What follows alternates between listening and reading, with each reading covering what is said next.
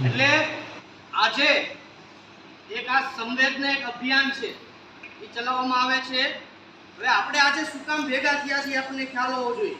આ કાર્યક્રમમાં ગુરુ પૂર્ણિમાના દિવસે સાથે સાથે બીજો પણ એક કાર્યક્રમ રાખ્યો છે, ખ્યાલ હોવો જોઈએ કે નહીં?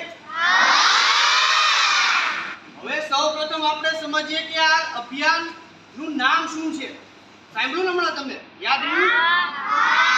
સંવેદના એક અભિયાન। શું નામ છે? પાર્ટ 2 છે। પાર્ટ 2 લખેલું છે સામે જો।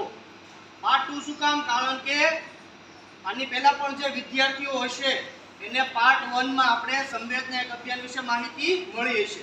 તો વિદ્યાર્થીઓ જે ભાઈઓ બહેનો આવ્યા છે ઈ પણ પોતાની સુરક્ષાને લઈ અને અભિયાનનું નામ શું છે હવે સમજીએ આપણે।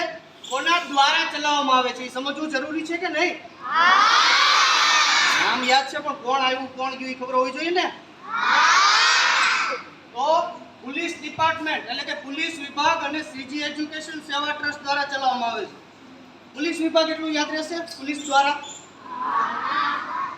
દ્વારા ચલાવવામાં આવે છે। કોના દ્વારા?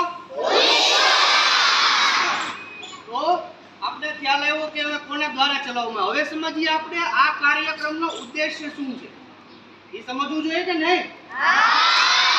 આ કાર્યક્રમમાં છે શું એ ખબર હોવી જોઈએ ને। કાર્યક્રમ